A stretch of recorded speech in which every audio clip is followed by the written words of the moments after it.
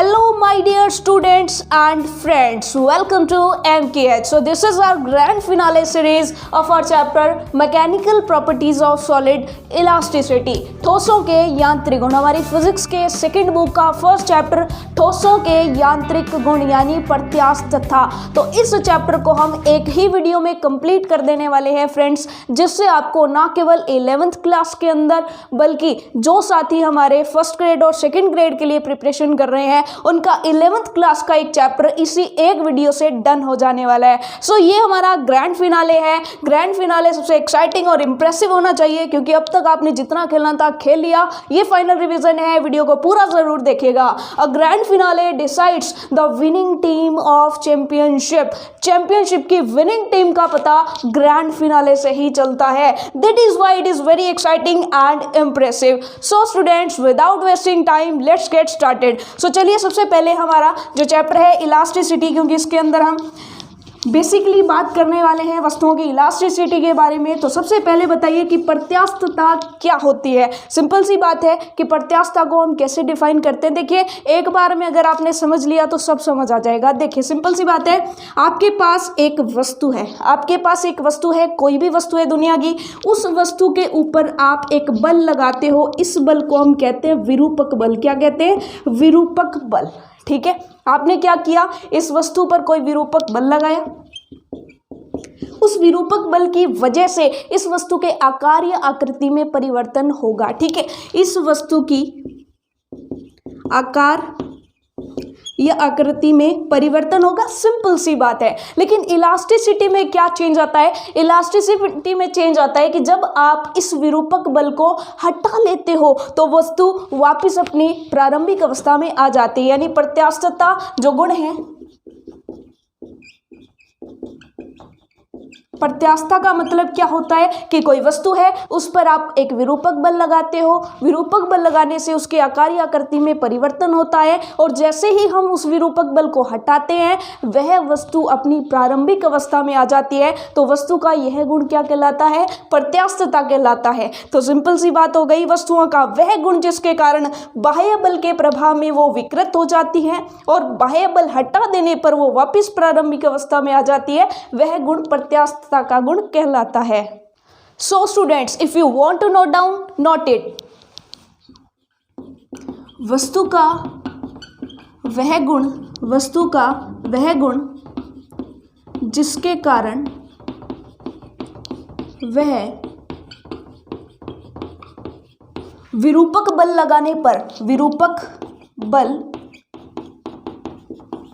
लगाने पर विकृत हो जाती है, विकृत हो जाती है तथा बल या विरूपक बल हटाने पर प्रारंभिक अवस्था में आ जाती है, प्रारंभिक अवस्था में आ जाती है। तो वस्तु का वो गुण क्या कहलाता है? सिंपल सी बात है, प्रत्यास्थता कहलाता है। तो इसके साथ इतना ऐड कर लीजिए। अपने क्या कर रहे हैं, इसको थोड़ा सा इफेक्टिव बना रहे हैं। ठीक है, थोड़ा सा मजेदार तरीके से पढ़ने वाले हैं। वस्तु का वह गुण जिसके कारण वह विरूपक बल लगाया, हमने उसको दबाया, उसकी आकृति में चेंज हो गया, जैसे ही छोड़ा वो वापस उसी पोजीशन के अंदर, उसी आकार आकृति के अंदर आ गई। और इसका बेस्ट एग्जाम्पल क्या होता है? इलास्टिक। इसका बेस्ट एग्जाम्पल क्या होता है? इलास्टिक। और इसका एक बेस्ट एग्जाम्पल आप बैलून भी ले सकते हो। फॉर एग्जाम्पल, आपने एक बैलून देखा, ठीक है, आपने एक बैलून देखा, बैलून को थोड़ा सा दबाइए, हल्का सा आप दबाएंगे, वो विरूपित हो जाएगा। जैसे ही आप इसको छोड़ेंगे वो वापस वैसा का वैसा हो जाएगा। ठीक है, हाँ, ये हो सकता है कि आप ज्यादा टाइम तक उसको दबा के रखेंगे तो वो थोड़ा सा उसकी आकृति में चेंज हो सकता है, वो एक अलग बात है। लेकिन जैसे आप उसको दबाते हैं, छोड़ते हैं, या फिर प्लास्टिक जो हमारा, उसको हम जैसे ही खींचते हैं, खींच के जैसे ही छोड़ते हैं वो वापस उसी पोजीशन में आ जाता है। इसका एक और बेस्ट एग्जाम्पल है क्या? स्प्रिंग। स्प्रिंग भी इसका बेस्ट एग्जांपल आप मान सकते हो, लेकिन वो थोड़ा सा एक अलग केस है, वो एक थोड़ा सा अलग केस है। लेकिन आप सिंपल है कि इलास्टिक मान सकते हो, बैलून मान सकते हो, और ऐसे बहुत सारे एग्जांपल्स भी होते हैं। ठीक है, जैसे रबर होती है, सिंपल रबर होती है, उसको आप खींचते हो। ठीक है, तो इस तरह से बहुत सारी वस्तुएं होती हैं। अब इस प्रत्यास्थता के अकॉर्डिंगली या वस्तुओं के गुण के आधार पर हम वस्तुओं को 4 प्रकार से बांट सकते हैं। ठीक है, विरूपक बल जब भी हम लगाएं, मान लीजिए अलग अलग टाइप्स की वस्तुएं हैं और उन पर आप विरूपक बल लगा रहे हो, तो क्या सभी वस्तुओं में प्रत्यास्थता का गुण आएगा? नहीं आएगा। अब जिनके अंदर प्रत्यास्थता का गुण आ जाएगा वो तो हो जाएंगे प्रत्यास्थ वस्तुएं, जिनके अंदर नहीं आएगा उनके क्या क्या नाम होंगे उनको थोड़ा सा जान लेते हैं। ठीक है, देखिए सिंपल सी बात है कि हम वस्तुएं ले रहे हैं, उन पर हम क्या लगा रहे हैं? विरूपक बल। देखते हैं क्या क्या इफेक्ट्स पड़ते हैं। सबसे पहले तो क्या है कि मान लीजिए एक वस्तु है, उस पर आपने बल लगाया और उसके आकार आकृति में परिवर्तन ही ना हो, तो ऐसी वस्तु को हम क्या कहेंगे? ऐसी वस्तु को हम कहेंगे रिजिड बॉडी या दृढ़ पिंड। तो सिंपल सी बात है, आपसे अगर पूछ लिया जाए कि दृढ़ पिंड क्या होते हैं, तो दृढ़ पिंड जिस पर आप बल लगाएं और बल लगाने से उसके आकार आकृति में परिवर्तन ही ना हो, तो ऐसी वस्तुएं क्या कहलाएंगी? Rigid body. यानी सिंपल शॉर्ट नोट्स, विरूपक बल लगाने पर आकार या आकृति में कोई परिवर्तन नहीं। सिंपल सी बात है, आपने खींचा नहीं खींचे। ठीक है, सिंपल सी बात है, ऐसी बहुत सारी वस्तुएं होती हैं, रिजिड बॉडी होती हैं। और बेसिकली हम मानते हैं कि जब हम फिजिक्स पढ़ते हैं, जो आप फिजिक्स की बुक का फर्स्ट पार्ट पढ़ते हो, तो वहाँ पर आपने नाम सुना होगा रिजिड बॉडी। तो वहाँ पर हम जब मोशन की अध्ययन करते हैं मोशन का, तो उसके अंदर हम प्रत्येक वस्तु को रिजिड बॉडी मानकर चलते हैं ताकि उसके आकार आकृति में चेंज ना हो, सिर्फ उसके मोशन की स्टडी हम कर सकें। ठीक है, तो रिजिड बॉडी आपको समझ आ गया। तो ये थी हमारी फर्स्ट टाइप की वस्तु जिस पर बल लगाया कोई इफेक्ट ही नहीं पड़ा। अब हम सेकेंड टाइप की वस्तु देखते हैं, इलास्टिक या प्रत्यास्थ वस्तु। इसका तो आप जान ही चुके हैं, बता ही देंगे। इलास्टिक वस्तु का मतलब क्या होता है? आपने बल लगाया, आकार आकृति में परिवर्तन हुआ। तो सिंपल सी बात, हमने बल लगाया, आकार में परिवर्तन हुआ या आकृति में परिवर्तन हुआ, और जैसे ही आप बल हटाते हैं वो क्या होती है? प्रारंभिक अवस्था में आ जाती है, जैसे थी वैसे ही उसी कंडीशन में आ जाती है। इसका मतलब वो इलास्टिक वस्तु है। और इसका बेस्ट एग्जांपल है क्वार्टज। क्या है? क्वार्टज जो है वो उसका बेस्ट एग्जांपल है। ठीक है, रबड़ है, प्लास्टिक है, ऐसी बहुत सारी वस्तुएं जो है इलास्टिक होती है। स्टील की चम्मच है ना, वो भी इलास्टिक होती है। ठीक है, लेकिन उसकी कुछ एक लिमिट्स होती है, यानी वो कुछ मात्रा में ही इलास्टिक होती हैं। ठीक है, चलिए, तो ये सिंपल बात हो गई। First rigid body, second elastic, third जो है वो है प्लास्टिक। थर्ड क्या है? प्लास्टिक। प्लास्टिक का मतलब क्या होता है? प्लास्टिक का मतलब मीन्स सुघट्य वस्तुएं। अब ये कौन सी वस्तुएं? सिंपल सी बात है, आपने क्या किया? आपने सोचा कि वस्तु इलास्टिक है, आपने खींचा और जैसे ही खींचा ये क्या हुआ? वो तो वैसे की वैसे ही रह गई। तो उन वस्तुओं को कहते हैं सुघट्य वस्तुएं, यानी जिन पर विरूपक बल लगाया जाए और वो स्थायी रूप से विकृत हो जाए। यानी कि अगर बल हटा दें तो वो उसी अवस्था में रहेंगी, वापिस अपनी प्रारंभिक अवस्था में नहीं आएंगी। ठीक है, इसका बेस्ट एग्जांपल होता है प्लास्टिक की जितनी भी वस्तुएं होती हैं वो सारी की सारी सुघट्य या प्लास्टिक होती हैं। ठीक है, सिंपल सी बात है। चलिए, तो सुघट्य वस्तुओं के अंदर हम क्या कहेंगे कि बल लगाने पर जो स्थायी रूप से विकृत हो जाती हैं। और इसका बेस्ट एग्जांपल आप क्या कर सकते हो? प्लास्टिक की पन्नी लो, उसको खींचा। ठीक है, जैसे ही खींचकर छोड़ोगे तो क्या होगा? वो बढ़ जाएगा। आप देखना, प्लास्टिक की पन्नी लो, उसको खींच के छोड़ो, वो थोड़ा सा पतला हो जाएगा, लेकिन वो क्या हो जाएगा? लंबा खींच जाएगा और वैसा का वैसा ही छूट जाएगा। तो वो क्या हो जाएगी? सुघट्य वस्तु हो जाएगी। ठीक है, एंड लास्ट एंड फाइनल हमारा जो फोर्थ है वो क्या है? भंगुर वस्तुएं। क्या है? भंगुर वस्तुएं। ठीक है, ब्राइटल बॉडीज या ब्रिटल बॉडीज। भंगुर वस्तुएं क्या होती हैं? जिन पर विरूपक बल लगाओगे और वो टूट जाएंगी। फॉर एग्जांपल लकड़ी है, लकड़ी को अगर आप कंप्रेस करोगे, अब लकड़ी को कंप्रेस कैसे कर सकते हैं? सिंपल सी बात है, हथौड़े से चोट मारोगे तो क्या होगा? पहले लकड़ी को कुछ नहीं होगा, लेकिन अगर ज़्यादा चोट करोगे तो वो टूट जाएगी। वैसे ही कांच है, कांच को दबाओगे टूट जाएगा, तो कांच हुआ। तो ऐसी बहुत सारी चीज़ें होती हैं जो भंगुर होती हैं। ठीक है, तो सिंपल सी बात है कि जिन पर बाह्य या आप विरूपक बल लगाओगे, विरूपक बल लगाते ही जो क्या हो जाएंगी? टूट जाती हैं। तो सिंपल सी बात, 4 टाइप्स की वस्तुएं रिजिड बॉडी, इलास्टिक, प्लास्टिक और भंगुर। ठीक है, ये चीज़ आपको समझ में आ गई। अब देखिए यहाँ पर हम इलास्टिसिटी को समझना चाहते हैं कि इलास्टिसिटी जो होती है इलास्टिक बॉडीज में वो किस वजह से होती है। तो क्या आपने अंतरा परमाणुक मॉडल समझा है? अंतरा परमाणुक मॉडल या अंतरा परमाणुक बल।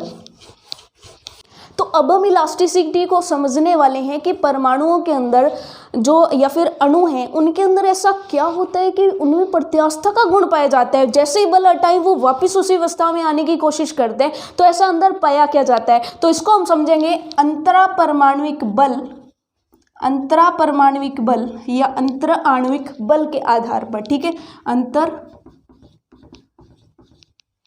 अंतरा परमाणुक या अंतराण्विक या अंतरा आणविक बल के आधार पर, अंतरा परमाणुक या अंतरा आणविक बल के आधार पर। ठीक है, इंटरमोलिक्यूलर फोर्सेस के आधार पर। अब सिंपल सी बात है कि जब हम किसी पदार्थ के अंदर देखें, मान लीजिए सिंपल पदार्थ पड़ा है तो उसके अंदर परमाणु या अणु किसी एक निश्चित दूरी पर पड़े होते हैं। ठीक है, उस दूरी को आप R0 मान रहे हो। R0 उनके बीच में कोई ना कोई डिस्टेंस होगी। सिंपल सी बात है, किसी पदार्थ के दो परमाणुओं के बीच में कोई ना कोई डिस्टेंस होगी। स्टार्टिंग में वो R0 डिस्टेंस पर पड़े और उनके बीच में कोई भी अंतरा परमाणुक या अंतरा आणविक बल नहीं लग रहा है। ठीक है, या फिर बैलेंस्ड कंडीशन में लग रहा है। ठीक है, यानी नेट फोर्स 0 है। अब क्या होता है, अब आप उसकी आकृति में परिवर्तन करते हैं। अब सिंपल सी बात है, जब भी आप आकृति में परिवर्तन करते हैं, मान लीजिए ये रहा एक परमाणु, ये रहा दूसरा परमाणु, दोनों परमाणु सेम टू सेम होंगे या फिर अगर अणुओं से बना है तो दोनों अणु सेम टू सेम होंगे। अब जब वो ठीक बैठे हैं तो कोई बल नहीं है। अब देखिए दो भाई हैं, उनको जब आप पास में लाओगे तो झगड़े होंगे ना। सिंपल सी बात है, दो भाई पास में आना कभी भी अच्छा नहीं लगता है, क्योंकि अगर दोनों को पास में लाओगे तो झगड़े होंगे। और वहीं पर दो भाई दूर दूर रहते हैं ना तो उनके बीच में प्यार बढ़ता है। तो वैसे ही परमाणुओं के बीच में होता है, अगर दो परमाणु पास पास लाएंगे तो उनके अंदर प्रतिकर्षण होगा, दूर दूर फेंकने की कोशिश करेंगे। ठीक है, अब सिंपल सी बात है, आपने बल लगाया, चलिए कलर चेंज करते हैं। आपने बल लगाया, इधर से आपने बल लगाया, आप इनको पास पास ले आए, लेकिन इनके बीच में झगड़े शुरू हो गए, यानी प्रतिकर्षण बल लगना शुरू हो गया। प्रतिकर्षण बल की वजह से जैसे ही आप फोर्स हटाओगे ये वापस अपनी उसी पोजीशन में आने की कोशिश करेंगे। या फिर अगर आप इनको दूर खींचते हो, फॉर एग्जाम्पल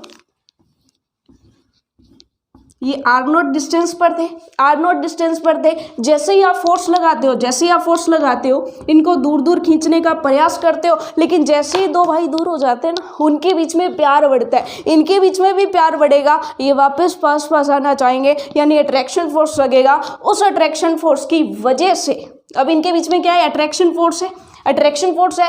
अगर आप ये बाह्य बल हटा लोगे तो इस अट्रैक्शन फोर्स की वजह से ये वापस पास पास आ जाएंगे। तो सिंपल सी बात है कि अंतरा परमाणुक बल या अंतरा आणविक बल के आधार पर हम प्रत्यास्थता को समझा सकते हैं, हम प्रत्यास्थता को समझा सकते हैं। लेकिन यहाँ पर आपके माइंड में एक डाउट आना चाहिए, आपके माइंड में एक डाउट आना चाहिए कि ये जो फोर्स डेवलप हुआ है, ये जो फोर्स डेवलप हुआ है, यानी भाई भाई के मध्य ये लड़ाई हुई है, ये भाई भाई के मध्य प्यार उत्पन्न हुआ है, इस प्यार या झगड़े को क्या कहते हैं? तो इस प्यार या झगड़े को कहते हैं प्रत्यानयन बल। क्या कहते हैं?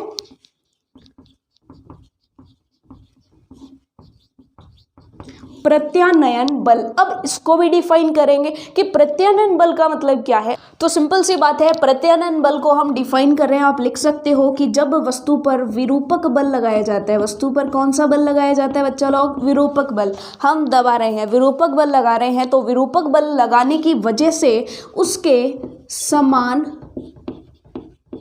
परिमाण का व विपरीत दिशा, परिमाण तो समान होगा लेकिन दिशा क्या होगी?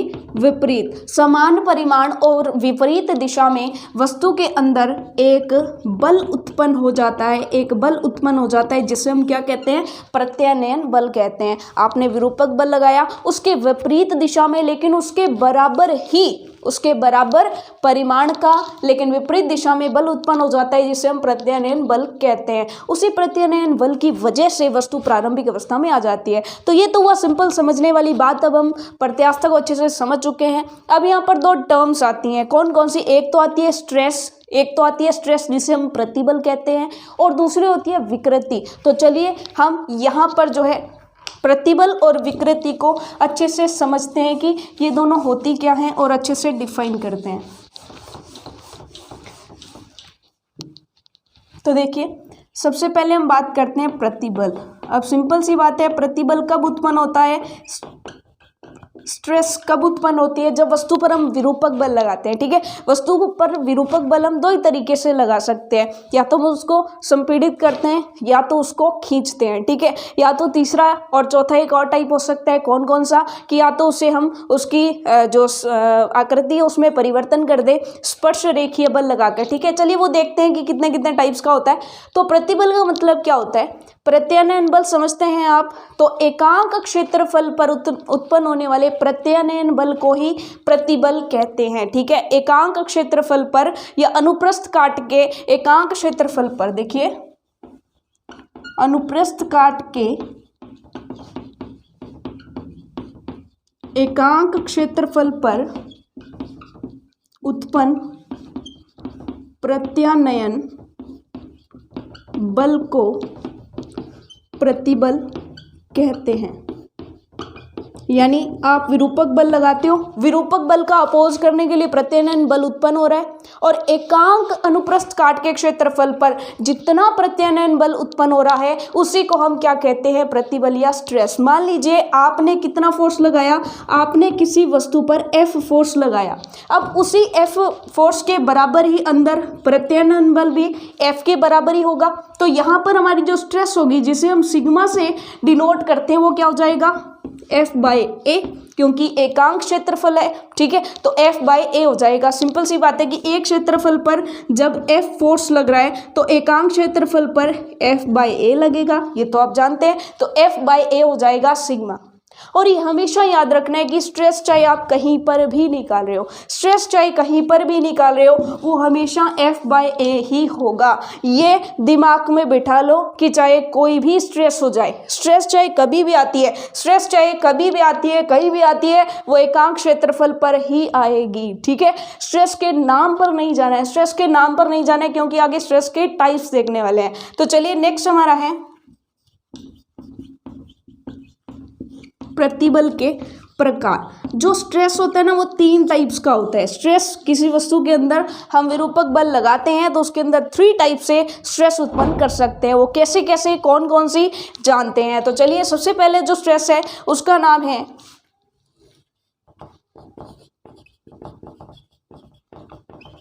अनुदैर्ध्य प्रतिबल। सबसे पहले क्या नाम है, अनुदैर्ध्य प्रतिबल। एकदम गजब गजब से नाम आएंगे और गजबन पानी लेने जाएगी। ठीक है, और अपने गजबन को पानी लेकर वापस लाएंगे। अनुदैर्ध्य प्रतिबल, पहला प्रतिबल अनुदैर्ध्य प्रतिबल। दूसरा बोले तो आयतन प्रतिबल। अब देखो इसके नाम से कई बच्चे कंफ्यूज होते हैं। आयतन प्रतिबल का मतलब हम ये समझ लेते हैं कि एकांक आयतन पर लगने वाले प्रत्यानयन बल को प्रतिबल कहते हैं, जो कि गलत बात है। प्रतिबल हमेशा ही एकांक क्षेत्रफल पर लगता है। ठीक है, यानी F/A होगा। आयतनी प्रतिबल में आप F/V नहीं कर सकते। ठीक है, बस इतनी सी चीज का ध्यान रखना है। थर्ड जो है जिससे आप ये भी कह सकते हो कि स्पर्श रेखीय प्रतिबल भी आप कह सकते हैं। ठीक है, या फिर आप स्पर्शी प्रतिबल या अपरूपण प्रतिबल भी कह सकते हैं। ठीक है, तो देखिए स्पर्शी या अपरूपण प्रतिबल। अब देखिए इनके डायग्राम से सिंपल आप समझ सकते हैं कि मान लीजिए आपने क्या किया। चलिए पहले इसको समझ लीजिए। आपने एक तार लिया, आपने एक छड़ ली। इस छड़ के अनुप्रस्थ काट के क्षेत्रफल के लंबवत दो विपरीत दिशाओं में अगर आप बल लगा रहे हैं दैट मीन्स वो अनुदैर्ध्य प्रतिबल है। कैसे समझिएगा, ये इसका अनुप्रस्थ काट का क्षेत्रफल है। अनुप्रस्थ काट के क्षेत्रफल के लंबवत यानी इस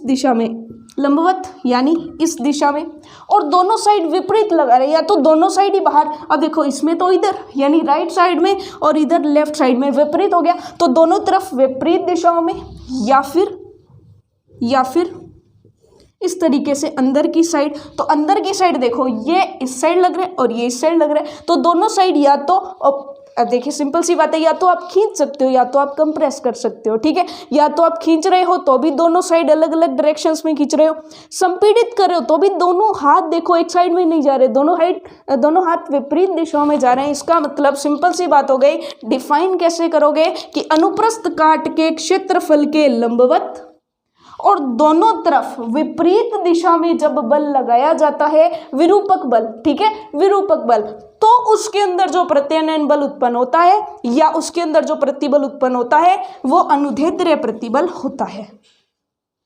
अब अगर आपसे पूछ लिया जाए कि अनुदैर्ध्य प्रतिबल का फॉर्मूला क्या होगा, तो सिंपल है, सिग्मा तो भाई F/A ही रहेगा, सिग्मा F/A रहेगा, उसमें कोई परिवर्तन नहीं होगा। बस इतनी चीज का आपको ध्यान रखना है, ठीक है।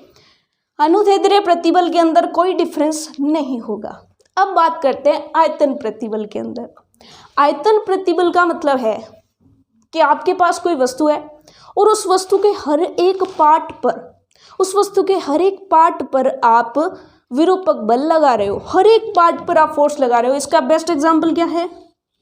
इसका बेस्ट एग्जांपल है, ये आपने लिया बर्तन, इसके अंदर आपने भर लिया पानी, द्रव, फ्लूइड कुछ भी भर सकते हैं, पानी, द्रव, फ्लूइड कुछ भी भर सकते हैं। अब इसके अंदर आपने कोई वस्तु रख दी, अब आपने इसके अंदर क्या रख दी? कोई वस्तु रख दी, जैसे मान लीजिए ऐसे ही वस्तु मान लेते हैं। अब बताइए ये जो द्रव है, अब आप जानते हो कि कोई भी द्रव उसके पार्टिकल्स इधर उधर भागते हैं, ठीक है, इधर उधर भागते हैं, टिंग टैंग टिंग टिंग टिंग टिंग टिंग, इधर उधर भागते हैं तो एक दूसरे से टकराते हैं, जो भी रास्ते में आएगा उसे टकराएंगे, जाके टकराएंगे, ठीक है। तो इससे भी टकराएंगे, इससे टकराएंगे, ऊपर नीचे दाएं बाएं इधर उधर सब जगह टकराएंगे, तो सभी जगह फोर्स लगेगा, और सभी जगह फोर्स लगेगा। इसका मतलब क्या होगा कि सिंपल सी बात है, एक स्पंज लीजिए और उसको अपने हाथों से पूरा दबा दीजिए, पूरा उसको दबा दीजिए, तो क्या उसके आयतन में डिफरेंस उत्पन्न होगा, यानी उसके आयतन में फर्क पड़ेगा? तो सिंपल सी बात है, उस प्रतिबल को हम क्या कहेंगे? आयतन प्रतिबल। आयतन प्रतिबल क्यों कह रहे हैं? क्योंकि उसके संपूर्ण आयतन पर प्रभाव पड़ रहा है, बल उसके क्षेत्रफल पर ही लग रहा है, बल उसके आयतन, बीच में कोई पानी जाकर डिफरेंस नहीं करा, बल उसके क्षेत्रफल पर ही लग रहा है, लेकिन प्रभाव उसके आयतन पर बढ़ रहा है, क्योंकि आयतन कम होने का प्रयास करेगा या कम होगा। समझ में आ गई? अब जैसे आप उस वस्तु को बाहर निकालोगे, आयतन वैसे का वैसा। तो ये हो गया ना कि जब बल लगाया तो ठीक है, आकार में परिवर्तन हुआ। किस में परिवर्तन हुआ? आकार। कौन सा आकार? उसके आयतन में परिवर्तन होगा, और जैसे ही बाहर जाएगा वैसे ही आयतन उतना का उतना। तो सिंपल सी बात हो गई, परिवर्तन किस में हो रहा है? आयतन में। लेकिन बल किस पर लग रहा है? बल उसके क्षेत्रफल पर, यानी प्रतिबल अब भी क्या होगा? प्रतिबल अब भी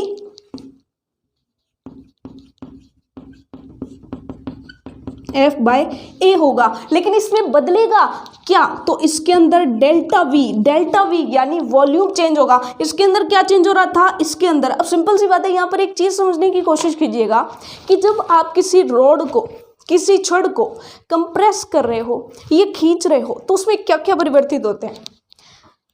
वीडियो को स्टॉप कीजिए और कमेंट करिए कि जब आप अनुदैर्ध्य प्रतिबल लगाते हैं, यानी अनुदैर्ध्य प्रतिबल तो उत्पन्न होगा, खैर जब भी आप बल लगाते हैं, किसी छड़ को खींचते हैं या कंप्रेस करते हैं, तो उसके अंदर क्या क्या परिवर्तित होगा?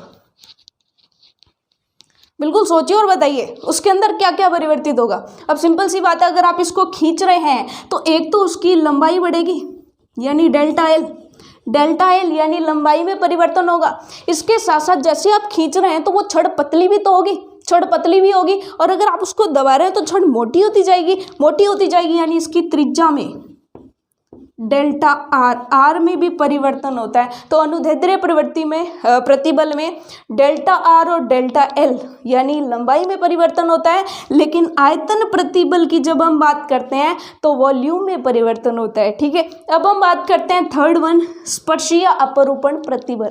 इसके अंदर हम एक ब्लॉक बनाते हैं,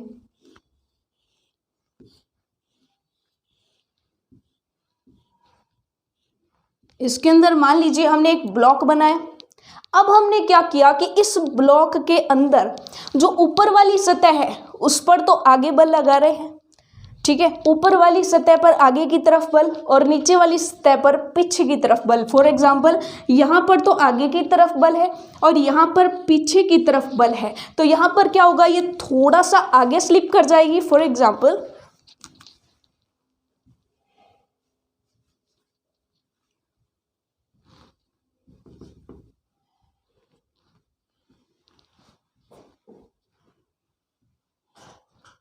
ये कुछ इस तरीके से आगे झुक जाएगा। ठीक है, आगे झुक जाएगा। ठीक है, इस चीज़ को आप थोड़ा सा समझने की कोशिश करिएगा। चलिए एक एग्जाम्पल लेते हैं, जैसे मान लीजिए मैंने इसको लिया है। ठीक है, बहुत ही फालतू एग्जाम्पल हो सकता है कि साबित हो, लेकिन अच्छा है, आपको समझने के लिए अच्छा है।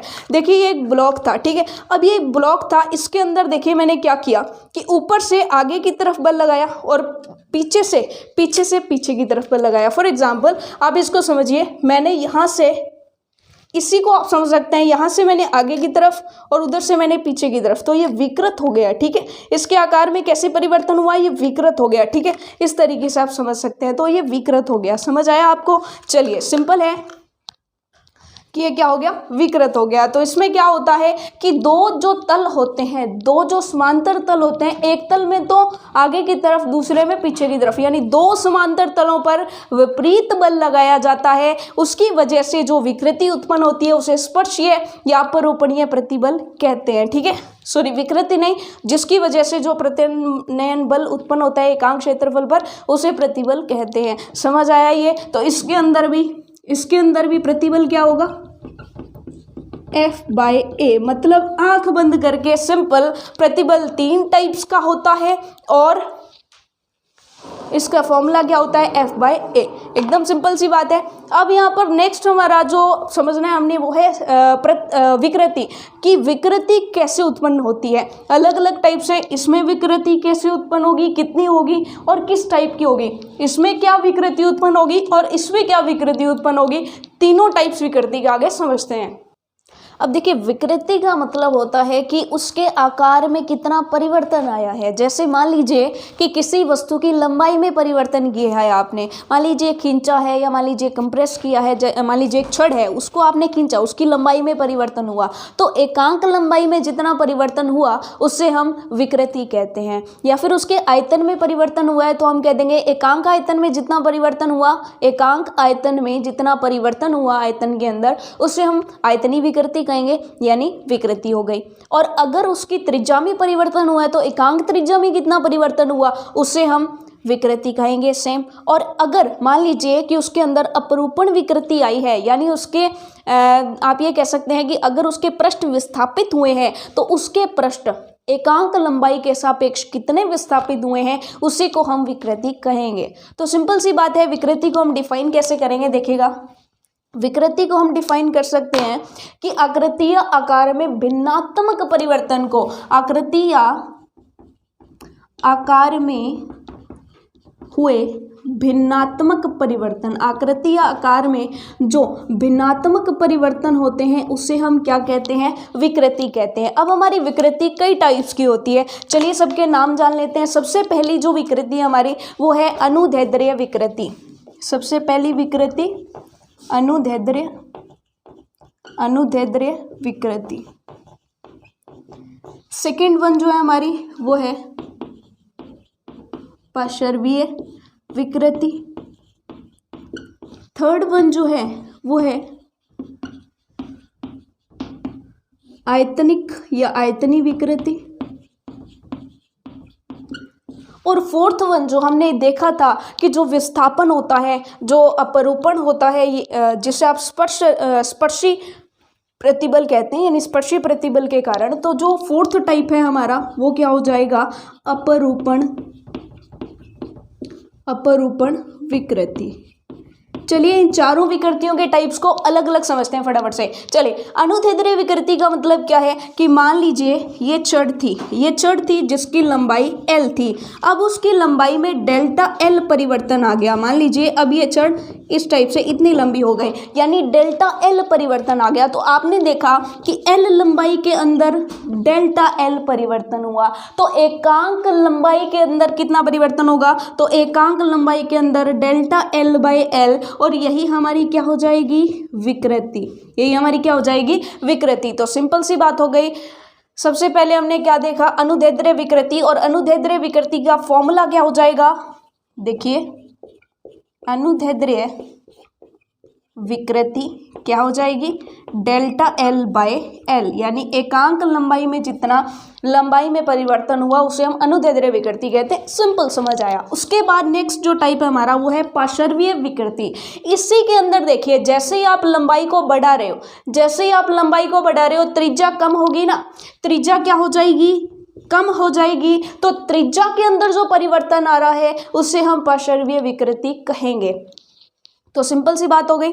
अब यहाँ पर एक चीज़ समझ में नहीं आता कि अनुदैर्ध्य विकृति और पार्श्वीय, जो आप ये कह सकते हैं पार्श्वीय विकृति है, उन दोनों में डिफरेंस क्या है, उन दोनों में डिफरेंस क्या है। तो इस चीज़ को आप समझिएगा कि अगर आपने जो बल लगाया उस बल की दिशा में ही अगर परिवर्तन होता है तो उसे आप अनुदैर्ध्य विकृति कहते हैं। जैसे आप या तो बल ऐसे लगाएंगे या तो बल ऐसे लगाएंगे, उसी की दिशा के सापेक्ष, उसी तल में अगर परिवर्तन हो रहा है तो उसे आप क्या कहोगे, अनुदैर्ध्य विकृति कहोगे। जैसे लंबाई में या तो इधर परिवर्तन होगा, सिंपल बात हो गई। लेकिन पार्श्वीय विकृति जो होती है बल के लंबवत होती है। जैसे बल तो ऐसे लग रहा है इधर या इधर, लेकिन त्रिज्या कैसे बदल रही है, ऐसे, यानी त्रिज्या ऐसे बदल रही है, दोनों के बीच में 90 डिग्री का कोण है। तो पार्श्वीय विकृति क्या हो जाएगी कि ऐसी विकृति जिसकी दिशा बल के लंबवत होती है। समझ आ गई ये बात। तो सिंपल सी बात है कि जो त्रिज्या में परिवर्तन होगा, जैसे सिंपल बात हो गई डेल्टा आर बाय आर, यानी त्रिज्या आर है उसके सापेक्ष डेल्टा आर परिवर्तन आ गया। ठीक है, समझ आया यहाँ तक डायग्राम ड्रॉ करने की कोई ज़रूरत है। चलिए, ये आर त्रिज्या थी, मान लीजिए बाद में इतनी ही हो गई, बाद में त्रिज्या इतनी रह गई, तो जो परिवर्तन आया वो कितना है, डेल्टा आर। तो डेल्टा आर बाई आर जो है वो क्या हो जाएगा, पार्श्वीय विकृति। उसके बाद हम बात करते हैं कि मान लीजिए किसी वस्तु का आयतन पहले v था, बाद में क्या हुआ, कुछ और हो गया, परिवर्तन डेल्टा v हुआ, यानी आयतन में जो परिवर्तन होता है वो होता है डेल्टा v। और अगर एकांक आयतन की बात की जाए तो एकांक आयतन में जो परिवर्तन होता है वो क्या होता है, आयतनीय विकृति। ठीक है, समझ आया, यानी आयतन में परिवर्तन बटा कुल आयतन। अब हम फोर्थ वन समझते हैं, और फोर्थ वन को समझना बहुत ज़रूरी है। ठीक है, इसका डायग्राम पहले तो बना लेते हैं। मान लीजिए ये हमने बॉक्स बनाया,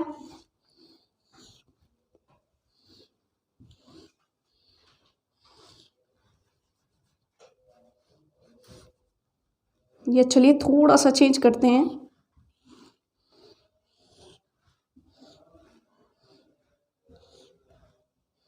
अब देखिएगा, ये हमने बॉक्स बनाया और इस बॉक्स को हम क्या कर रहे हैं, थोड़ा सा विस्थापित कर रहे हैं। ठीक है, थोड़ा सा इस बॉक्स को विस्थापित कर रहे हैं, यानी यहाँ पर इस साइड बल और यहाँ पर इस साइड बल लग रहा है। ठीक है, अब यहाँ पर इस साइड बल लग रहा है तो क्या होगा, ये जो पृष्ठ है थोड़ा सा आगे खिसक जाएगा, ये जो पृष्ठ है वो क्या हो जाएगा, थोड़ा सा आगे खिसक जाएगा। कैसे खिसकेगा, देखो जरा, इस तरीके से। ठीक है, और ये जो है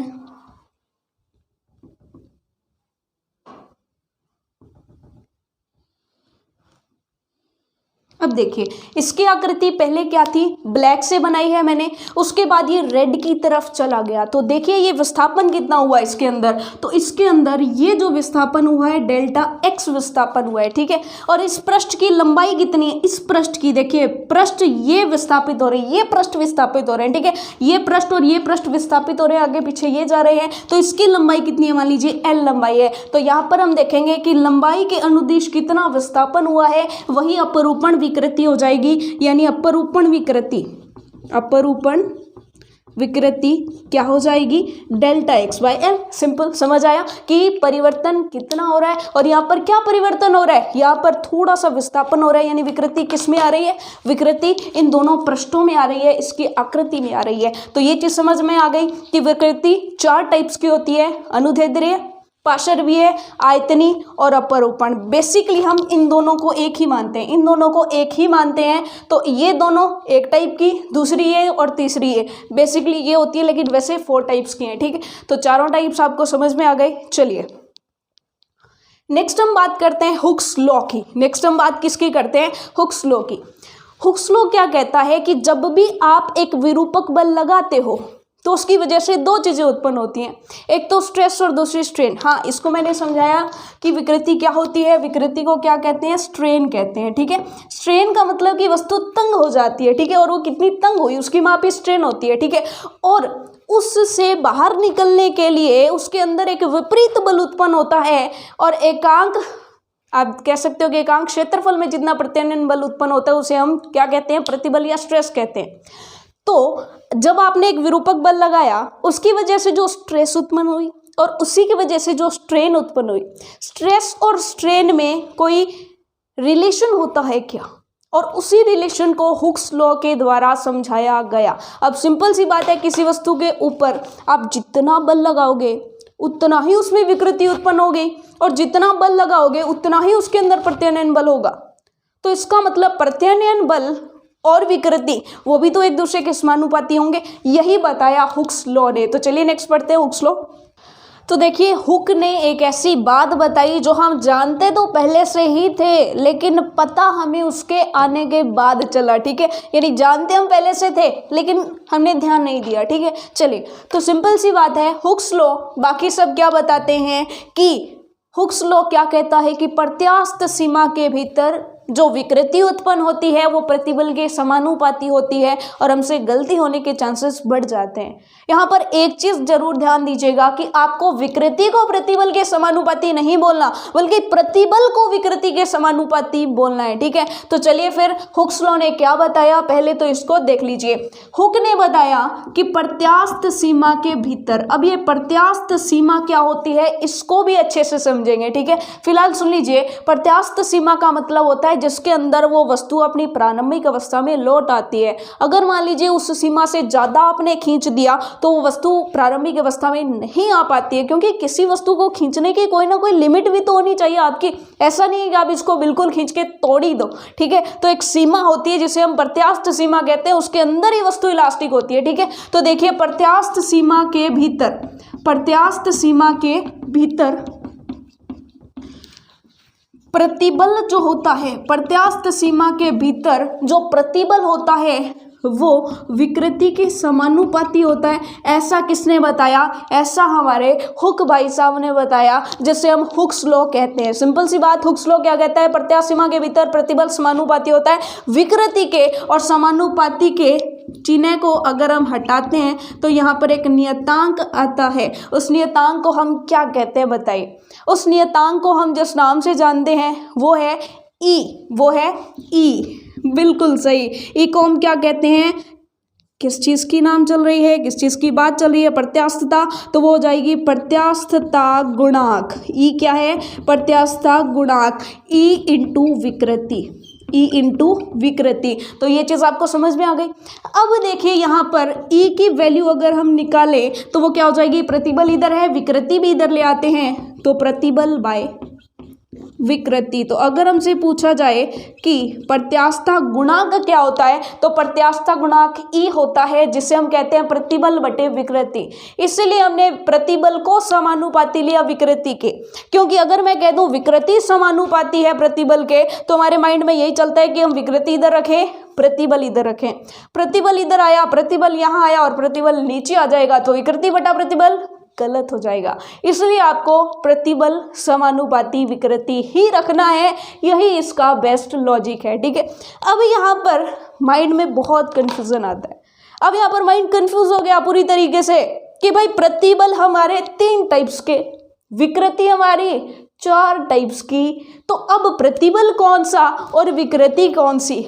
तो यहाँ पर सिंपल सी बात है कि कोई भी आप प्रतिबल उठाते हो, कोई भी आप विकृति उठाते हो, तो वो प्रत्यास्थता गुणांक नहीं बनता है। ठीक है, एक स्पेशल टाइप का प्रतिबल, स्पेशल टाइप की विकृति, और इन दोनों से स्पेशल टाइप का प्रतिबल, स्पेशल टाइप की विकृति जब लोगे तो स्पेशल टाइप्स का ही प्रत्यास्थता गुणांक बनता है। तो प्रत्यास्थता गुणांक भी हमारे पास 3 प्रकार के बनते हैं। ठीक है, तो चलिए अब जानते हैं कि प्रत्यास्थता गुणांक कौन कौन से होते हैं। तो इधर चार्ट बना लेते हैं पहले कि प्रतिबल किस टाइप का, विकृति किस टाइप की, और फिर प्रत्यास्थता गुणांक किस टाइप का। तो चलिए देखते हैं नेक्स्ट। तो चलिए सबसे पहले तो हम ये जानते हैं कि प्रतिबल हमारे 3 टाइप्स के, अनुदैर्ध्य प्रतिबल, आयतनीय प्रतिबल और स्पर्शीय अपरूपण प्रतिबल। लेकिन तीनों के फॉर्मूले एकदम सेम रहते हैं, फॉर्मूला F/A ही रहता है, ठीक है, F/A F/A F/A। बस आयतनीय प्रतिबल में एक चीज सुन लीजिए, क्योंकि यहाँ पर F/A हम जानते हैं कि बल अपन में क्षेत्रफल क्या होता है, P यानी प्रेशर होता है, और यहाँ पर प्रेशर लगाया किसके द्वारा जा रहा है, तरल के द्वारा। तो जो तरल का दाब है हम यहाँ पर वो भी यूज कर सकते हैं, यानी F/A यूज करें या P यूज करें, हमारी मर्जी है, ठीक है। उसके बाद हमने देखा विकृति, विकृति में हमने देखा अनुदैर्ध्य विकृति। आप अनुदैर्ध्य विकृति की जगह ही पार्श्वीय विकृति यूज कर सकते हैं, ठीक है, यानी त्रिज्या में परिवर्तन देख रहे हैं तो आप वो ले लीजिए, अगर आप लंबाई में परिवर्तन देख रहे हैं तो आप ये ले लीजिए। हालांकि हम ज्यादातर लंबाई वाले ही पर ही हमारा क्वेश्चन बेस्ड आता है, ठीक है। चलिए, तो अनुदैर्ध्य विकृति की बात हो गई। आयतनीय विकृति, अब यहाँ पर एक चीज देखेगा कि ऐसा कभी भी पॉसिबल नहीं है कि आयतन के अंदर कुछ ऐसा परिवर्तन किया जाए, प्रत्येक भाग के अंदर बल लगाया जा सके। तो ऐसा पॉसिबल कब है, जब उसको तरल में रख दिया जाए। तरल में किसी वस्तु को रख दिया जाए तो तरल का दाब सभी तरफ से लगेगा, और जब वो तरल का दाब सभी तरफ से लगेगा तो वो अंदर की तरफ लगेगा, अंदर की तरफ लगेगा तो आयतन हमेशा कम लगेगा, ठीक है। कि सिंपल सी बात है, कोई वस्तु आपने पानी के अंदर रख दी तो उसका आयतन जो है वो कम होने की तरफ जो है जाएगा, ठीक है। तो इसलिए क्योंकि डेल्टा भी हमेशा नेगेटिव होगा, यहाँ पर जो ऋणात्मक चिन्ह है ये किसको दिखाता है, कमी को दिखाता है। कमी का मतलब क्या है कि आयतन में कमी ही होगी, ठीक है। ऐसा हो ही नहीं सकता कि किसी वस्तु को हम अंदर की तरफ दबा रहे हैं और उसका आयतन बढ़ जाए, ऐसा तो पॉसिबल है नहीं। उसके बाद थर्ड देखिए अपरूपणीय विकृति, डेल्टा x बाय एल, ठीक है। अब यहाँ पर देखिएगा कि प्रत्यास्थता गुणांक क्या होता है। प्रत्यास्थता गुणांक क्या होता है हम जानते हैं हुक्स लॉ से। प्रत्यास्थता गुणांक क्या होता है, प्रतिबल बटा विकृति, प्रतिबल बटा विकृति। तो अगर हम अनुदैर्ध्य विकृति और अनुदैर्ध्य प्रतिबल का अनुपात लेते हैं तो वो जो प्रत्यास्थता गुणांक होता है, मॉडुलस ऑफ इलास्टिसिटी होता है, उसको हम बोलते हैं यंग प्रत्यास्थता गुणांक। क्या कहते हैं, यंग प्रत्यास्थता गुणांक। तो प्रत्यास्थता गुणांक का पहला प्रकार कौन सा हो जाएगा, यंग प्रत्यास्थता गुणांक। यंग प्रत्यास्थता गुणांक जिसे हम किससे दिखाते हैं, कैपिटल Y से। कैपिटल Y से दिखाते हैं यंग प्रत्यास्थता गुणांक, जो कि क्या होता है, जो होता है अनुदैर्ध्य प्रतिबल, अनुदैर्ध्य प्रतिबल बटा में अनुदैर्ध्य विकृति, अनुदैर्ध्य प्रतिबल बटा में अनुदैर्ध्य विकृति। अब अनुदैर्ध्य प्रतिबल की जगह हम क्या लिख सकते हैं, देखिए F/A लिख सकते हैं, और इसके बटा में क्या जाएगा, अनुदैर्ध्य विकृति यानी डेल्टा L/L, डेल्टा L/L, या बिल्कुल इस तरह से आप लिखना चाहें F/A बटा में डेल्टा L/L, ठीक है। अभी ऊपर आएगा तो पलट के ऊपर आएगा, पलट के ऊपर आएगा तो क्या हो जाएगा बताइए जरा, चलिए नीचे लिखते हैं।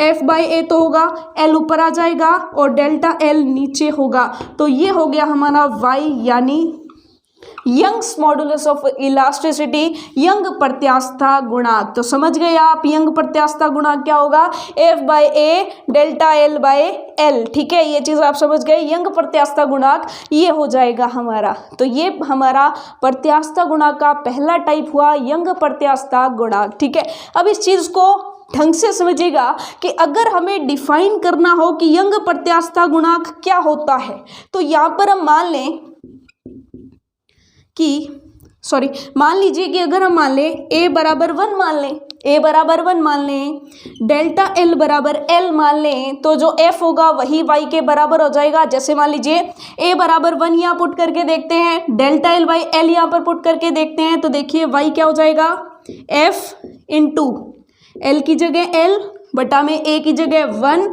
और डेल्टा L की जगह L हो जाएगा। तो L से L कैंसिल आउट, तो यंग्स मॉडुलस उस फोर्स के इक्वल होता है, यंग्स मॉडुलस उस फोर्स के इक्वल होता है जो कि अनुप्रस्थ काट का क्षेत्रफल 1 हो, यानी एकांक अनुप्रस्थ काट के क्षेत्रफल वाले तार की लंबाई को दोगुना कर दे। अब मैंने ये क्यों कहा दोगुना कर दे, क्योंकि L तो लंबाई उसकी है ही, L यानी डेल्टा L को अगर L और बढ़ा दे, यानी L और बढ़ गया तो टोटल लंबाई कितनी हो गई 2l। ठीक है, देखिए डेल्टा l यानी परिवर्तन कितना हो जाए, l के बराबर ही हो जाए। अब वस्तु l लंबाई की है, l और हो जाए तो 2l लंबाई की हो गई। इसका मतलब क्या है कि अगर वस्तु 2l लंबाई की हो जाए तो उस बल को हम क्या कह सकते हैं, यंग्स मॉडुलस कह सकते हैं। तो यंग का प्रत्यास्थता गुणांक वह बल है जिसकी वजह से एकांक अनुप्रस्थ काट के क्षेत्रफल वाली तार की लंबाई दोगुनी हो जाए। इस चीज को ध्यान रखिएगा। ये छोटा क्वेश्चन पूछा जा सकता है कि लंबाई दोगुनी होनी चाहिए या तो लंबाई में परिवर्तन लंबाई के बराबर होना चाहिए, डेल्टा l के बराबर होना चाहिए। तो ये चीज समझ आ गई आपको। चलिए ओके, ये तो हमारा पहला टाइप हो गया, यंग प्रत्यास्थता गुणांक। चलिए दूसरा हम देखते हैं। दूसरा जो हमारा प्रकार है वो कौन सा हो जाएगा, क्योंकि आयतनी प्रतिबल और आयतनी विकृति लेंगे तो इस आधार पर जो हमारा अगला है वो है आयतन प्रत्यास्थता गुणांक। आयतन प्रत्यास्थता गुणांक, आयतन प्रत्यास्थता गुणांक जिसे आप बल्क मॉडुलस ऑफ रिजिडिटी भी कहते हैं, बल्क मॉडुलस ऑफ रिजिडिटी। ठीक है, bulk modulus of rigidity, sorry bulk modulus of elasticity,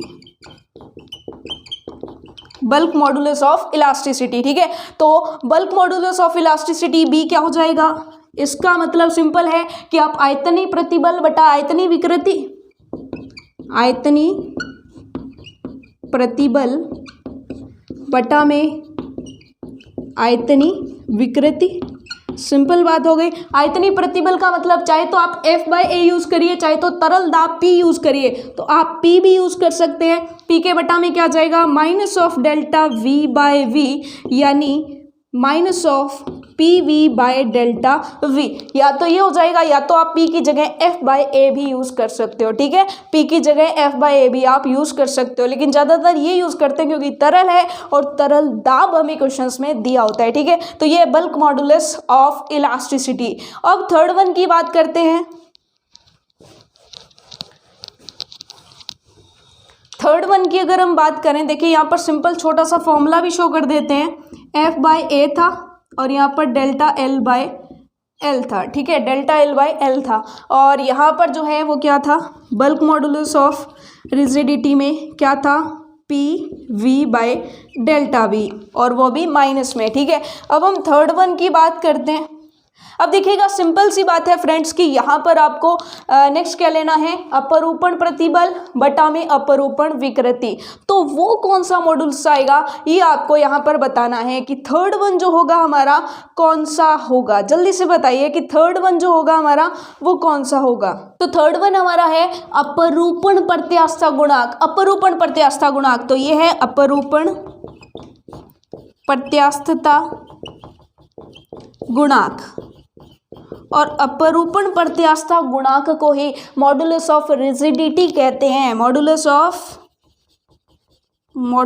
of rigidity यानी दृढ़ता गुणांक, इसी को ही दृढ़ता गुणांक भी कहते हैं। ठीक है, इसे नीटा से शो किया जाता है और इसमें भी यही होगा, स्पर्शी प्रतिबल बटा अपरूपण विकृति। तो चलिए ऊपर तो क्या आ जाएगा, ऊपर आ जाएगा F/A और नीचे आ जाएगा डेल्टा X/L। ये पलट कर ऊपर आएगा तो क्या हो जाएगा, FL और नीचे हो जाएगा A डेल्टा X। ठीक है, तो ये हो गया हमारा अपरूपण प्रत्यास्थता गुणांक, मॉडुलस ऑफ रिजिडिटी, दृढ़ता गुणांक eta is equals to FL/A del X। तो ये हमारे प्रत्यास्थता गुणांक हो गए तीनों के तीनों टाइप्स।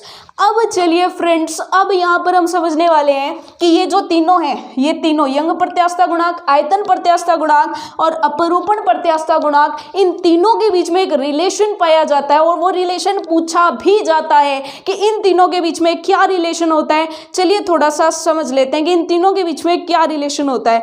तो सिंपल है, यहाँ पर रिलेशन आपको डेराइव नहीं करना है, सिंपल देख लीजिए कि अगर हम बात करें यंग प्रत्यास्थता गुणांक और आयतन प्रत्यास्थता गुणांक की, तो एक चीज देखिएगा कि जो आयतन प्रत्यास्थता गुणांक होता, अपरूपण प्रत्यास्थता गुणांक और यंग्स मॉडुलस की बात करें तो नीटा जो होता है वो y/3 होता है। क्या होता है? नीटा y/3 होता है, यानी यंग्स मॉडुलस जो है उसका 1/3 होता है। ठीक है, नीटा जो है वो क्या होता है? यंग्स मॉडुलस बाय 3 होता है। ये चीज़ आपको ध्यान रखनी है। ठीक है, एक तो रिलेशन आपको समझ आ गया। उसके बाद देखिए नेक्स्ट हम देखते हैं कि y, b और नीटा में क्या क्या रिलेशंस होते हैं।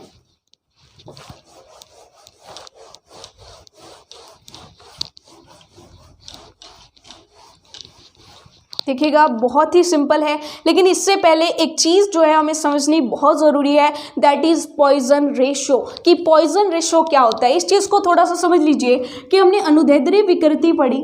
यहीं पर अगर हम, सिंपल सी बात है कि जब आप किसी छड़ को या तो कंप्रेस कर रहे हैं या तो खींच रहे हैं, तो दो चीज़ों में परिवर्तन होता है। एक तो उसकी लंबाई में और दूसरा उसकी त्रिज्या में। जो त्रिज्या होती है, त्रिज्या में जो परिवर्तन होता है उसे हम पार्श्वीय विकृति कहते हैं। क्या कहते हैं? पार्श्वीय विकृति। मान लीजिए डेल्टा आर, रेडियस में, त्रिज्या में डेल्टा आर परिवर्तन हुआ और ये रेडियस थी आर, रेडियस क्या थी? आर। तो पार्श्वीय विकृति क्या हो जाएगी? Delta R by R. ठीक है, अब यहाँ पर एक पॉइजन रेशो होता है और आपको ये समझना बहुत ज़रूरी है कि भाई पॉइजन रेशो क्या होता है। इस चीज़ को थोड़ा सा समझिएगा, क्योंकि पॉइजन रेशो हमेशा ही बच्चों को कंफ्यूज करता है कि भाई ये होता क्या है। तो एक चीज़ देखिए कि पॉइजन रेशो जो होता है सिग्मा से इसको डिनोट करते हैं। ये बताता है कि आपने जब भी परिवर्तन किया तो पार्श्वीय विकृति और अनुदैर्ध्य विकृति का जो अनुपात होता है वही पॉइजन रेशो होता है। ठीक है, तो यहाँ पर पार्श्वीय विकृति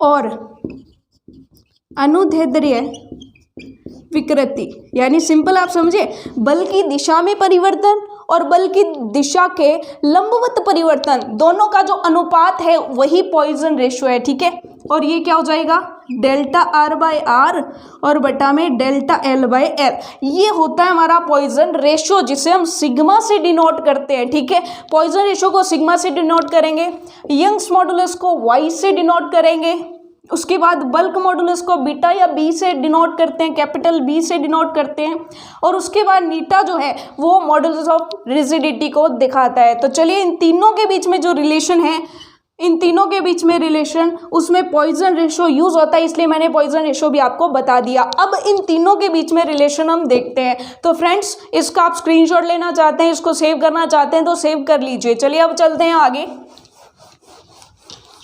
अब हम एक रिलेशन देखेंगे, कैसा रिलेशन और पॉइजन रेशो, इन चारों के बीच में क्या रिलेशंस होते हैं। चलिए तीन तीन के बीच में हम रिलेशंस देखने वाले हैं। तो सबसे पहले देखिए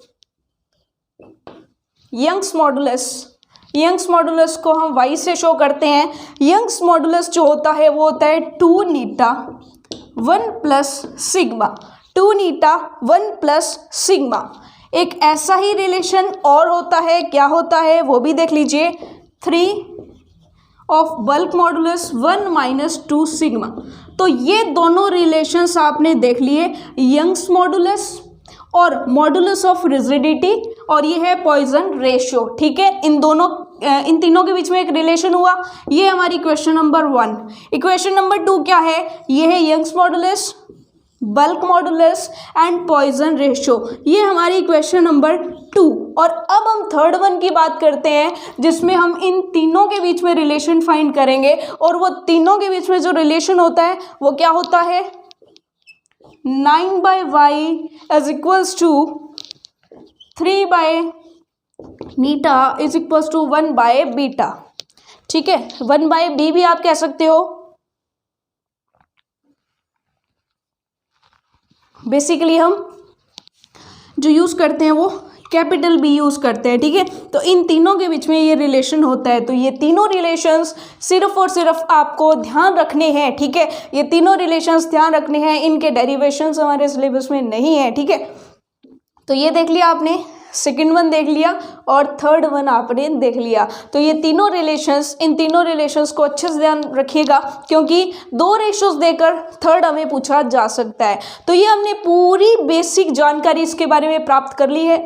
अब देखिएगा यहाँ पर एक ग्राफ हो रहा था, आपके सिलेबस में एक ग्राफ हो रहा था, विकृति और प्रतिबल के बीच में एक ग्राफ, और वो ग्राफ बहुत ही ज़्यादा कंफ्यूजिंग होता है, लेकिन यकीन मानिएगा ये हमारा ग्रैंड फिनाले, और ग्रैंड फिनाले में हम सब कुछ इतना ईजी बनाने वाले हैं। तो चलिए फिर उस ग्राफ को समझते हैं। तो चलिए, जब हम किसी वस्तु के ऊपर बल लगाते हैं तो उसके ऊपर जो इसके अंदर जो प्रतिबल उत्पन्न होता है, यानी जो आप ये कह सकते हैं कि जो स्ट्रेस उत्पन्न होती है और जो विकृति उत्पन्न होती है यानी स्ट्रेन उत्पन्न होती है, उनके मध्य जब ग्राफ बनाया जाता है तो वो ग्राफ कुछ O से A से B से D और E तक जाता है। ठीक है, B से D कैसे आ गया, तो बीच में कोई भी बिंदु C ले लेते हैं। ठीक है, तो O A B C D E type का ग्राफ मिलता है जब हम किसी भी वस्तु के ऊपर बल लगा करके उसकी प्रतिबल और विकृति के बीच में रिलेशंस चेक करते हैं तब। अब आप कहेंगे कि प्रतिबल और विकृति के बीच में रिलेशन तो हमें हुक्स लॉ बता रहा था, लेकिन हुक्स लॉ ने हमें बताया था प्रत्यास्थ सीमा के भीतर, जो कि केवल यहाँ तक होती है, और यहाँ तक आप देख रहे हो कि प्रतिबल और विकृति समानुपाती है। उसके बाद में क्या रिलेशन है वो हमें ये ग्राफ बता रहा है। तो चलिए इस ग्राफ की स्टडी करते हैं, और यहाँ पर हमने कुछ स्पेशल पॉइंट्स बनाए हैं। उस स्पेशल पॉइंट्स पर आके क्या बिहेवियर में चेंज होता है, क्या क्या करेक्टरिस्टिक्स होते हैं, चलिए देखते हैं। तो सिंपल सी बात है कि जब भी किसी वस्तु को खींचा जाता है, ठीक है, या कंप्रेस किया जाता है, तो बस इतनी सी बात ध्यान रखनी है कि O से A तक वो हुक्स लॉ का पालन करता है, हुक्स लॉ का पालन करता है। इसलिए ग्राफ कैसा मिलता है हमें, स्ट्रेट लाइन मिलता है। ठीक है, तो O से A तक वो हुक्स लॉ, अब देखिए सभी के लिए O से A तक की लेंथ सेम नहीं होगी, अलग अलग होगी, अलग अलग वस्तुओं के लिए अलग अलग।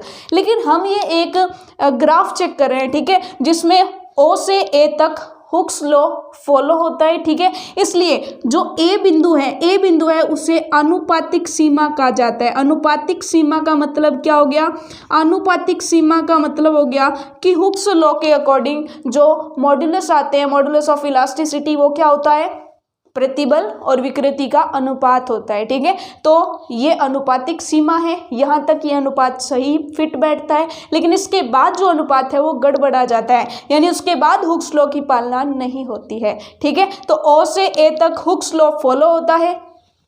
A जो है अनुपातिक सीमा है, A के बाद हुक्स लॉ तो फॉलो नहीं होता, लेकिन इलास्टिसिटी का गुण बना रहता है। A से B तक इलास्टिसिटी का गुण बना रहता है। अब इलास्टिसिटी के गुण का मतलब क्या हो गया कि जो, जैसे देखिए हमने विरूपक बल लगाया, तो विरूपक बल हटाने के बाद जो परमाणुओं के मध्य प्यार या झगड़ा उत्पन्न हुआ था वो जो है वो भी जीरो हो जाता है, क्योंकि जैसे ही विरूपक बल हटाएंगे वो वापस अपनी पुनःअवस्था में आ जाएंगे। यानी अगर हम प्रतिबल हटा देंगे तो विकृति भी शून्य हो जाएगी, यानी वस्तु अपनी प्रारंभिक अवस्था में आ जाएगी। ठीक है, तो बी वाली जो सीमा है, हम क्या कर रहे हैं, धीरे धीरे प्रतिबल को बढ़ाते जा रहे हैं। तो A से B तक जैसे जैसे प्रतिबल बढ़ाते जाएंगे विकृति बढ़ती जाएगी, लेकिन यहाँ तक ये जो है ये प्रत्यास्थता सीमा है, यानी यहाँ तक प्रत्यास्थता सीमा है, यानी यहाँ तक अगर हम प्रतिबल बढ़ाएंगे तो वस्तु प्रतिबल यहाँ तक आएगा, कोई बात नहीं, इस सीमा तक वस्तु अपनी प्रारंभिक अवस्था में लौट आएगी। लेकिन इससे ज़्यादा अगर प्रतिबल कर देंगे तो वस्तु अपनी प्रारंभिक अवस्था में पूर्णतः नहीं लौटेगी, यानी विकृति पूर्णतः जीरो नहीं होगी बल हटाने पर। ठीक है, बल हटाने पर विकृति पूर्णतः जीरो नहीं होगी, वस्तु की आकृति में स्थायी परिवर्तन आ जाएगा, चाहे वो कम हो ज्यादा हो कैसा भी हो। ठीक है, अब देखिएगा, अब सिंपल सी बात है, सी पॉइंट कोई है ना, कोई भी सी पॉइंट, तो वो इसी को दिखाता है। सी पॉइंट एक ऐसा पॉइंट है जिस पर अगर हम पहले विरूपक बल लगाते हैं, वो तो लगा हुआ है, लेकिन विरूपक बल हटा दे, विरूपक बल जीरो कर दे, तो भी जो विकृति है वो जीरो नहीं होगी, विकृति कुछ ना कुछ बनी रहेगी, यानी वस्तु में कुछ ना कुछ स्थायी विकृति आ जाएगी, वो स्थायी रूप से विकृत हो जाएगी। जैसे प्लास्टिक की पन्नी है, उसे आपने खींच कर छोड़ दिया तो उसमें स्थायी परिवर्तन बना रहेगा। ठीक है, तो ये एक एग्जाम्पल है, लेकिन ये उन वस्तुओं के लिए जो कुछ सीमा तक प्रत्यास्थता सीमा शो करती है। इलास्टिक वस्तु है, इलास्टिक वस्तु की भी कुछ प्रत्यास्थ सीमा होती है। उस प्रत्यास्थ सीमा के बाद अगर आप खींच रहे हो, जैसे आपने देखा होगा कि जो आप ये कह सकते हो कि जो रबड़ होता है, ठीक है, रबड़ कौन सा जो या फिर आप कह सकते हो कि जो लास्टिक होता है, ठीक है, लास्टिक होता है, लास्टिक को आप खींचते जाते हो। अब उसकी भी एक इलास्टिक लिमिट होती है, उस लिमिट से ज़्यादा आप खींचते हो तो वो रबड़ फैल जाता है, ढीला हो जाता है, ठीक है। तो उसको क्या कहते हैं, प्रत्यास्थ सीमा से ऊपर हमने खींच लिया, ठीक है। तो अब देखिएगा धीरे धीरे हम जैसे जैसे प्रतिबल बढ़ाएंगे वो क्या होता जाएगा, विकृति भी बढ़ेगी। लेकिन प्रत्यास्थ सीमा खत्म हो गई, सी बिंदु पर विकृति 0 नहीं होगी, यानी यहाँ पर ये कैसा शो कर रही है, प्लास्टिक बिहेवियर, यानी यहाँ पर वस्तु जो है वो सुघट्य वस्तु होगी। क्या होगी, सुघट्य सुघट्य वस्तु मीन स्टार्टिंग में पढ़ा था सुघट्य व्यवहार, ठीक है। तो बी से डी तक सुघट्य व्यवहार प्रदर्शित करेगी। जैसे जैसे प्रतिबल बढ़ेगा वैसे वैसे विकृति भी बढ़ती जाएगी, ठीक है। लेकिन डी बिंदु तक पहुंच गए तो ये हमारी मैक्सिमम प्रतिबल हो गया। इस प्रतिबल से ज्यादा प्रतिबल हम नहीं कर सकते, ये हमारा मैक्सिमम प्रतिबल हो गया। इस प्रतिबल से ज्यादा अगर प्रतिबल करेंगे तो वस्तु टूट जाएगी। अगर इधर ऊपर जाएंगे तो जाएगा ही नहीं, वस्तु क्या हो जाएगी, टूट जाएगी। तो इस डी बिंदु को क्या कहते हैं, भंजक बिंदु। क्या कहते हैं, भंजक बिंदु।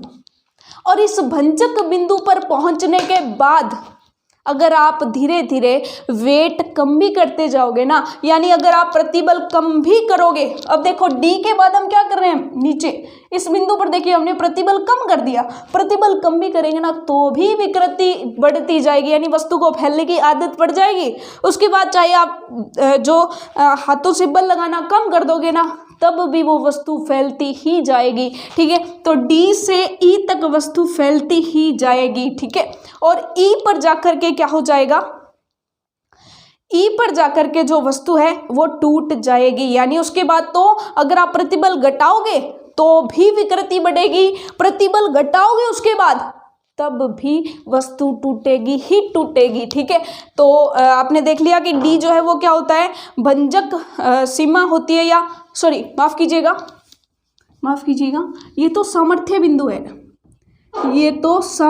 बिंदु है, यानी ये सामर्थ्य बिंदु है, इससे ऊपर टूट जाएगी, इस तक तो इसकी सामर्थ्य है, ई पर आकर वो टूटेगी। तो ई हमारा भंजक बिंदु है, ई क्या है, भंजक बिंदु, ई पर वो टूट जाएगी। इस सामर्थ्य बिंदु से ऊपर करेंगे प्रतिबल तब तो वो टूटेगी। लेकिन इसके बाद यहाँ तक हमने उस पर बल लगाए, यहाँ तक उसको खींच दिया, खींचने के बाद अगर हम थोड़ा कम भी करेंगे ना तब भी वस्तु टूटेगी ही टूटेगी, भंजक बिंदु तक आके वो टूटेगी, चाहे आप प्रतिबल धीरे धीरे कम भी कर रहे हो तब भी। ये चीज़ आपको समझ में आ गई, विकृति बढ़नी शुरू हो जाती है और ये वस्तु का कैरेक्टरिस्टिक होता है, ठीक है।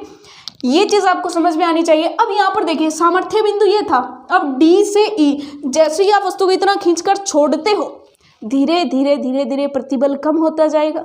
छोड़ दिया हमने, बल लगाना बंद कर दिया तो प्रतिबल जो उसके अंदर उत्पन्न हुआ है वो धीरे धीरे कम होगा, और जैसे धीरे धीरे कम होगा फिर भी विकृति बढ़ती जाएगी। तो डी से ई तक जितनी लेंथ ज़्यादा होगी उस वस्तु की इलास्टिसिटी उतनी ज़्यादा होगी, उसके बाद वो टूटेगी, ठीक है। तो डी से ई तक जितनी ज़्यादा लेंथ होगी वो वस्तु उतनी ज़्यादा मजबूत होगी। अगर ई पास में है मतलब वो वस्तु जल्दी टूट जाएगी, ठीक है। तो ये चीज़ आपको समझ में आ गई। तो प्रतिबल और विकृति, लेकिन हमारा चैप्टर है इलास्टिसिटी, तो हम केवल यहाँ तक ही स्टडी करते हैं क्योंकि प्रत्यास्थ सीमा यहाँ तक ही होती है, ठीक है। ये चीज़ आपको समझ में आ गई। तो ये हमारा ग्राफ था कि ओ से ए तक हुक्स लॉ की पालना होती है, इसलिए इसे अनुपातिक सीमा कहते हैं। ए से बी तक हुक्स लॉ की पालना नहीं होती लेकिन प्रत्यास्थ सीमा होती है। बी से डी तक प्लास्टिक या सुघट्य व्यवहार होता है, और डी से डी सामर्थ्य बिंदु है और ई भंजक बिंदु है। ये चीज़ आपको समझ में आ गई। तो ये हमारा ग्राफ था प्रतिबल और विकृति के मध्य। अब एक चीज़ ध्यान से देखिएगा कि यहाँ पर कुछ डेफिनेशंस हैं वो मैं आपको बता दूं। जैसे एक तो इलास्टिक लिमिट प्रत्यास्थता सीमा, और प्रत्यास्थता सीमा क्या होती है कि वह सीमा जहां तक वस्तु प्रत्यास्थता के गुण को दिखाती है, यानी कि अगर हम प्रतिबल 0 कर दें, विरूपक बल 0 कर दें तो विकृति 0 हो जाएगी। यहाँ तक वस्तु प्रारंभिक अवस्था में पूर्णतः लौट आएगी, उस लिमिट को हम इलास्टिक लिमिट कहते हैं। ठीक है, अगर इलास्टिक लिमिट से ज़्यादा बल लगा दें तो वस्तु स्थायी रूप से विकृत हो जाती है। ठीक है, पहली चीज़। दूसरी चीज़ है इलास्टिक फटीग। इलास्टिक फटीग, अब देखिएगा फटीग का मतलब क्या होता है। फटीग का मतलब ये थकान होता है, यानी प्रत्यास्थता श्रांति। प्रत्यास्थता श्रांति। अब इस चीज को देखेगा कि आपने क्या किया, किसी वस्तु पर विरूपक बल लगाया, उसके अंदर स्ट्रेस आया हुआ है, उसके अंदर स्ट्रेन आया हुआ है। स्ट्रेन का मतलब वो वस्तु तंग हो रही है, यानी अगर हम परमाणुविक स्तर पर जाएं तो परमाणुओं के मध्य प्यार है या फिर परमाणुओं के मध्य झगड़ा है, एक दूसरे के प्रति ईर्ष्या है। क्यों है? क्योंकि वो अगर पास में आ रहे हैं तो प्रतिकर्षण है, और अगर वो दूर जा रहे हैं तो उनके बीच में प्यार बढ़ रहा है। अब वो प्यार हमेशा तो एक जैसा नहीं होगा ना कभी तो परमाणु थकेंगे, और ऐसा ही होता है इलास्टिसिटी के अंदर। जब आप किसी वस्तु, मान लीजिए एक तार है, तार को आपने लटकाया हुआ है, देखिए फॉर एग्जाम्पल मान लीजिए कि एक तार है, तार पर आपने एक वेट लटका दिया इधर, तो ये इसको इधर खींच रही है। जब ये खींच रही है तो इसका मतलब इस तार के अंदर कुछ ना कुछ आप ये कह सकते हो कि विकृति उत्पन्न हो गई, और विकृति उत्पन्न हो गई, ठीक है। लेकिन अगर आप इस भार को बहुत ज़्यादा समय के लिए लटका ही रहना दोगे तो ये विकृति धीरे धीरे कम होगी और ये वस्तु जो ऊपर चढ़ना शुरू हो जाएगी। किस कारण से? क्योंकि ये जो तार है ये थक चुकी है, ये विकृति शो कर करके थक चुकी है, परमाणु थक चुके हैं, ऊर्जा का ह्रास हो चुका है। इस वजह से क्या होता है कि इसके अंदर इलास्टिक फटीग आ जाता है। तो इस चीज़ को ही क्या कहते हैं? Elastic fatigue. यानी तार भी थक जाती है विकृति महसूस करते हुए, इसलिए वो विकृति को थोड़ा कम करने लगती है, यानी झगड़े धीरे धीरे शांत होने लगते हैं, प्यार धीरे धीरे कम होने लगता है। ठीक है, तो इसके लिए हम क्या कर सकते हैं? इस वस्तु को उतारेंगे, दोबारा लगा देंगे, दोबारा लगाएंगे तो इलास्टिक फटीग फिर से खत्म हो जाएगा। ठीक है, तो ये कुछ डेफिनेशंस थी, जैसे इलास्टिक लिमिट है। उसके बाद होता है elastic after effect. Elastic after effect, या फिर आप ये भी कह सकते हो प्रत्यास्थ उत्तर प्रभाव। प्रत्यास्थ उत्तर प्रभाव का मतलब क्या होता है कि आपने किसी वस्तु पर विरूपक बल लगाया, वो विकृत हो गई, कोई बात नहीं, उसमें विकृति आ गई, लेकिन जैसे ही आप बल को हटा लेते हो तो विकृति एकदम जीरो नहीं होती है। जैसे मान लीजिए किसी वस्तु को आपने खींच के छोड़ दिया, अब जो इलास्टिक होता है वो तो बहुत जल्दी आ जाता है, लेकिन बाकी की वस्तु जो होती है इलास्टिक, मान लीजिए आपने उसको खींच के छोड़ दिया तो वो एकदम अपनी प्रारंभिक अवस्था में नहीं आती, बल्कि धीरे धीरे धीरे धीरे धीरे धीरे अपनी प्रारंभिक अवस्था में आती है। इसका मतलब ये जो समय लगता है इसी को ही बोला जाता है इलास्ट आफ्टर इफेक्ट, यानी प्रत्यास्थ उत्तर प्रभाव। ये चीज़ आपको समझ में आ गई। उसके बाद देखिएगा तीसरा हमने क्या देखा? प्रत्यास्थ उत्तर प्रभाव। देखिए छोटी छोटी डेफिनेशंस हैं और ग्रैंड फिनाले चल रहा है, छोड़ेंगे कुछ नहीं, छोटे छोटे टॉपिक्स भी बहुत अच्छे तरीके से करने वाले हैं। उसके बाद फोर्थ जो है वो है प्रत्यास्थ शिथिल्य, इलास्टिक प्रत्यास्थ शिथिल्य।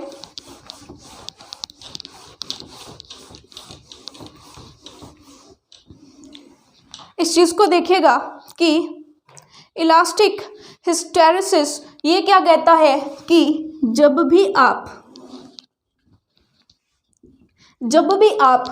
किसी चीज को धीरे धीरे प्रतिबल बढ़ाते हैं और विकृति को चेक करते हैं, फिर धीरे धीरे प्रतिबल कम करते जाइए और विकृति को चेक कीजिए, तो उनके बीच में जो ग्राफ आएगा तो देखिएगा कि मान लीजिए इधर प्रतिबल है और इधर विकृति है, इनके बीच में जो आप ग्राफ बनाते हो तो जाते समय जो ग्राफ होगा आते समय सेम टू सेम ग्राफ नहीं होगा।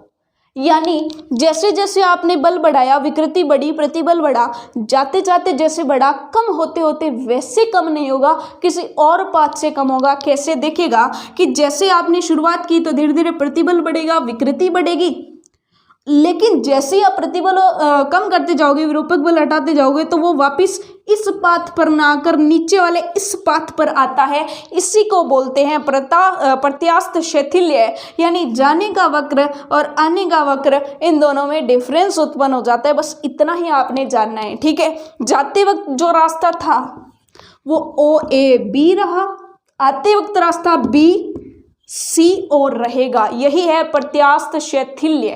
क्या है? प्रत्यास्थ, इसी को ही प्रत्यास्थ शैथिल्य वक्र भी कहते हैं, प्रत्यास्थ